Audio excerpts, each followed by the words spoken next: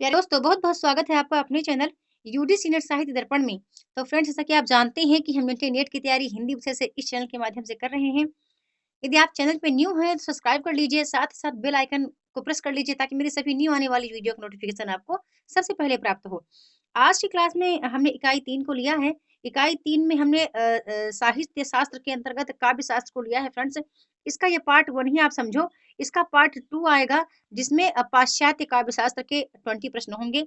आज केवल मैंने भारतीय काव्य शास्त्र के 20 प्रश्न यहाँ पर लिए हैं। मैं चाहती हूँ कि आप अपनी तैयारी को बेहतर करो, अच्छे से करो, मन लगाकर पढ़ो और आज का जो प्रश्नोत्तरी हमने लिए हैं, सभी प्रश्न बड़े ही महत्वपूर्ण हैं।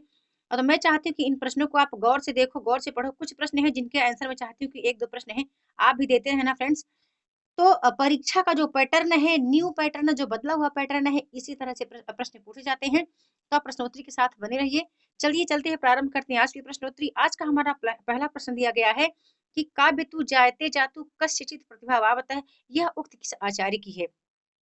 तो मैंने यहाँ राइट आंसर ही लिया है। तो यह भामह ने कहा है।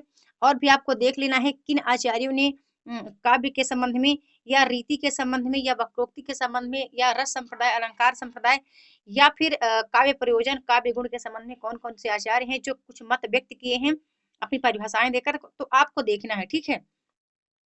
यदि वीडियो के बीच-बीच में कुछ महत्वपूर्ण तथ्यों को मैं बताती जाऊँगी तो उम्मीद करती हूँ आप पेन और कागज़ लेकर अपना कलम और कॉपी के साथ आप बैठे होंगे और उसको आप नोट करते जाइएगा।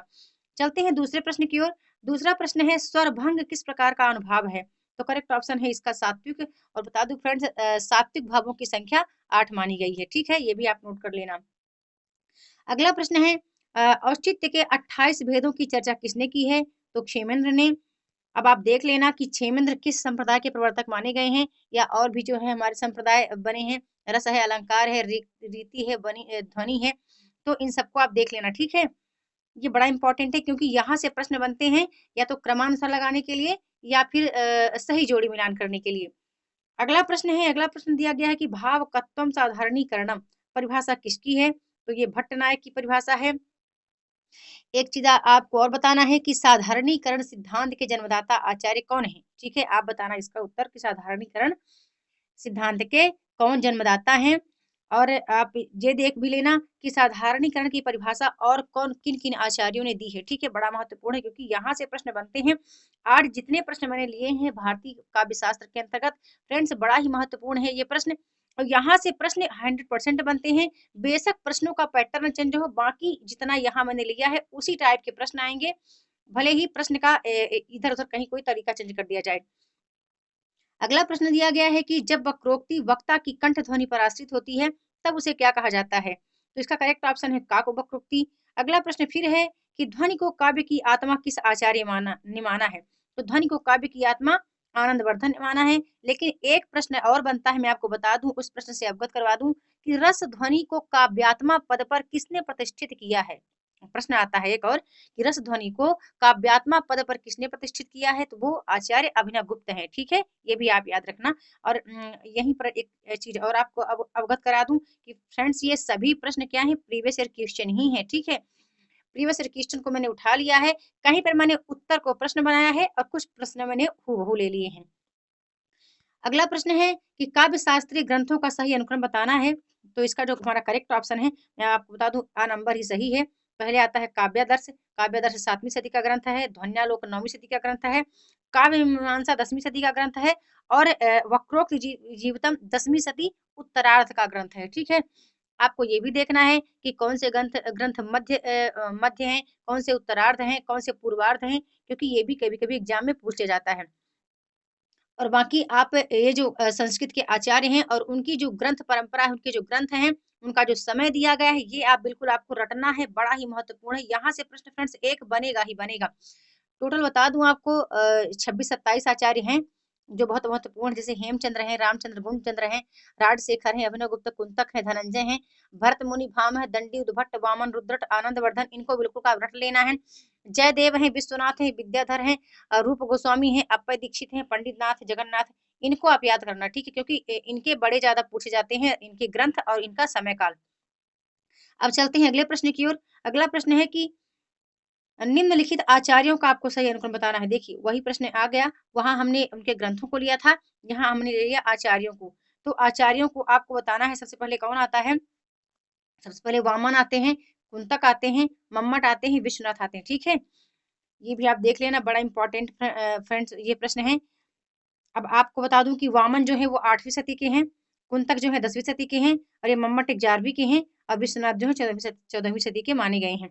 अगला प्रश्न आता है कि भरत मुनि के अनुसार भावों की संख्या कितनी मानी गई है। तो करेक्ट ऑप्शन मैंने लिया है यहाँ पर 49 है, 49 माने गए हैं। अब ये प्रश्न है, इसको आपको बताना है इसका उत्तर। ठीक है, कि आचार्य भरत मुनि ने काव्य दोषों की संख्या कितनी मानी है। इन्होंने काव्य गुण तो 10 माने हैं, पर आप बताना काव्य दोषों की संख्या कितनी मानी है। एक और प्रश्न आता है कि भट्ट नायक के भुक्तिवाद का मूल आधार क्या है। तो ये सांख्य दर्शन है, बड़ा इंपॉर्टेंट है फ्रेंड्स ये भी प्रश्न, क्योंकि इस तरह के प्रश्न अक्सर एग्जाम में बनते ही बनते हैं, चाहे वो भट्ट नायक हो, शंकुक हो, या भट्ट लोलट हो, या अभिनव गुप्त हो। तो यहाँ मैंने भट्ट नायक के भुक्तिवाद का मूल आधार सांख्य दर्शन से लिया है, लेकिन शंकुक का जो है वो न्याय दर्शन है, और भट्ट लोलट का मीमांसा दर्शन है, अभिनव गुप्त का शैव दर्शन है। ठीक है, इनकी व्याख्या भी आप याद रखना। ठीक है, और इनकी निष्पत्ति भी कभी कभी पूछा जाता है कि निष्पत्ति कैसे हुई है, ये चीज आप जब पढ़ोगे। और यहाँ पर एक और बात बता दूं फ्रेंड्स, कि यहाँ पर भारतीय काव्य शास्त्र में काफी सारी चीजें हैं जो कि रटने वाली हैं। ठीक है, ये आपको याद करनी पड़ेगी, चाहे वो पाश्चात्य काव्य शास्त्र हो या भारतीय काव्य शास्त्र हो। पाश्चात्य काव्य शास्त्र में कुछ चीजें आप समझ भी सकते हैं, लेकिन भारतीय काव्य शास्त्र जो है वहाँ काफी चीजें आपको रटनी पड़ेंगी। अब चलते हैं, अगला प्रश्न है कि रस सूत्र के प्रथम व्याख्याता आचार्य कौन माने गए हैं। तो इसका उत्तर मुझे आप बताना कि रस सूत्र के प्रथम व्याख्याताचार्य कौन माने गए हैं। ठीक है, क्योंकि अभी मैं जब हमने प्रश्नोत्तर की है तो कहीं न कहीं उस इसके उत्तर का जिक्र आया हुआ है। अब आप अगला प्रश्न बताना मुझे कि सॉरी मैं ही इसका बताती हूँ। उत्पत्तिवाद या आरोपवाद किस आचार्य के मत को कहा जाता है। तो ये भट्ट लोलट है। अब साथ ही साथ आपको अनुमतिवाद किसने कहा ये याद रखना है, भुक्तिवाद किसका है ये याद रखना है, और अभिव्यक्तिवाद किसकी व्याख्या है ये भी याद रखना है।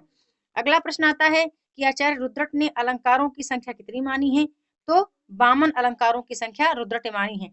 अब यहीं पर और कौन कौन से आचार्य हैं, भरत मुनि हैं, कुंतक हैं, विश्वनाथ हैं, जयदेव हैं, राजशेखर हैं। आपको देखना है कि इन्होंने अलंकारों की संख्या कितनी मानी है। ठीक है, एक और प्रश्न आता है, असंगत युग्म का आपको चयन करना है कि वामन ने 33 अलंकार माने हैं, जगन्नाथ ने 161 अलंकार माने हैं, जयदेव ने 100 अलंकार माने हैं। अब आपको बताना है कि भरत मुनि ने कितने अलंकार माने हैं। ठीक है, तो यहाँ पर असंगत ही बताने हैं आपको।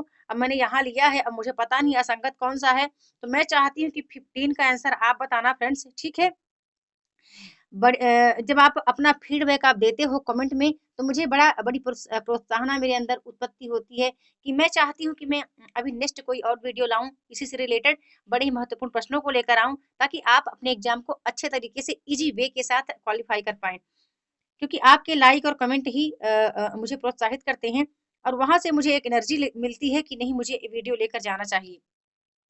अगला प्रश्न है, अब आप याद रखना 15 का उत्तर आप ही देना। ठीक है, वहां कमेंट बॉक्स में मैं दे दूंगी यदि आपको लगता है कहीं आपको डाउट लग रहा है तो। अब अगला प्रश्न है, अलंकार को वेद का 7वां भाग किसने माना है। अलंकार को वेद का 7वां भाग किसने माना है। तो आचार्य राजशेखर हैं।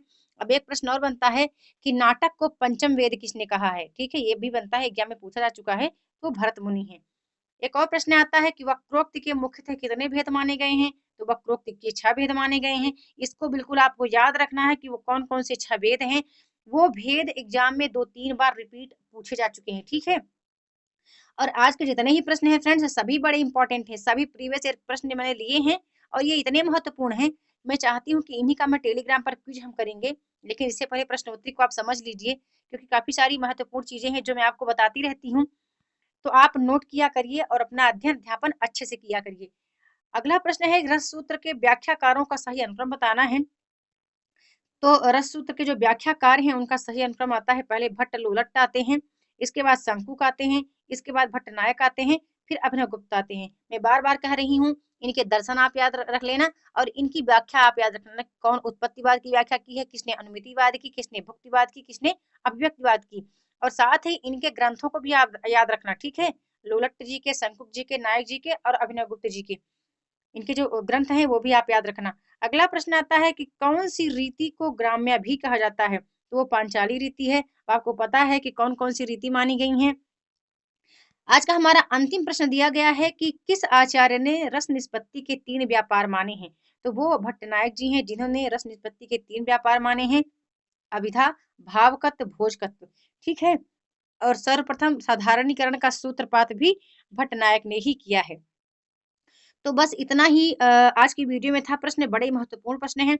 मैं चाहती हूँ कि आप अपनी तैयारी अच्छे से करें, बेहतर तरीके से करें, क्योंकि फ्रेंड्स टाइम आपके पास बहुत कम है और आपको जो दिक्कत है, जो समस्याएँ हैं, आप कमेंट बॉक्स में लिख सकते हैं। तो बस आज की वीडियो में इतना ही। आपको आज की वीडियो कैसी लगी? लाइक और कमेंट के माध्यम से अपना फीडबैक अवश्य सेंड करें। वीडियो के साथ बने रहने के लिए बहुत-बहुत धन्यवाद।